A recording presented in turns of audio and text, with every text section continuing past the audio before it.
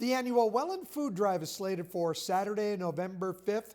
Once again, we welcome Monique Findlay, who seems to join us around this time every year. She's organizing the citywide event. Monique, a door-to-door pickup, and your drivers are heading out Saturday, November 5th.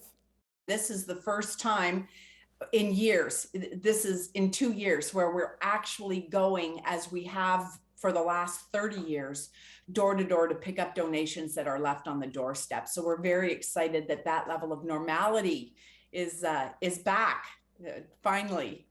Still looking for some volunteers, especially volunteer drivers with vehicles big enough to collect the food donations. Let me clarify, yes and no.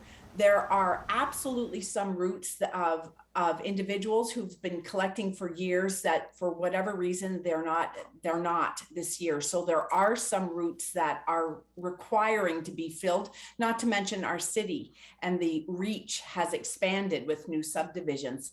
And we're taking on our Facebook page, the Welland Food Drive Facebook page, we're taking people who have, as you said, larger vehicles and teams of, 3 or 4 or 5 people to cover some of those routes that haven't been covered. But having said that, the whole volunteer thing has been very challenging this year because we're still very aware that we're just out of this COVID. So where in years gone by, we'd have upwards of 500 volunteers and route collectors and stop at Club Richelieu for a hot dog afterwards. None of that is happening. So yes, we need volunteers, but we can't socially collect the way we have in years gone by. It'll be a case of the route people will come through, drop off their food, and then just keep going, as opposed to parking and participating in that kind of social community that we've enjoyed. Hopefully next year, but this year it's an abbreviated volunteer outreach. As always, this is supporting 3 local charities. Can you talk a little bit about those? We have 3, there are 3 main food disseminating charities. We have the Hope Center, we have Open Arms Mission, and we have Salvation Army. And they have been our partners. We have been working with them, as I said, for the better part of 3 decades. They collect, they receive the food, they organize the food, and they disseminate the food that lasts usually sometime into the early winter. All of this food and it lasts into only the early winter, and then they have to initiate other food collection initiatives to keep their shelves stocked throughout the winter and the summer.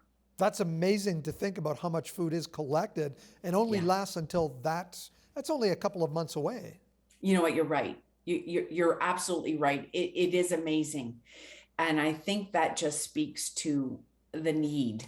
And it's been a very interesting shift with respect to the need. I mean, we always say now more than ever, people need help. But I think that there is a whole slice of the our society that has really, really taken the punches as a result of as a result of COVID. And it's just very upsetting. I teach, and we've had some students, and I think these were international students. And I said, well, how did you fare throughout this pandemic?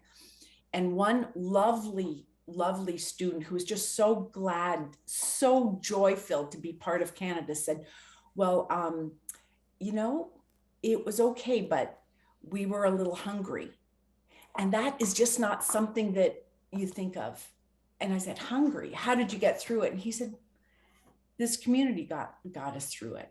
Canadians got us through it. And it's just I don't want people to go hungry. There's enough challenges. So, Monique, another option is for donors to make a cash donation online via your website.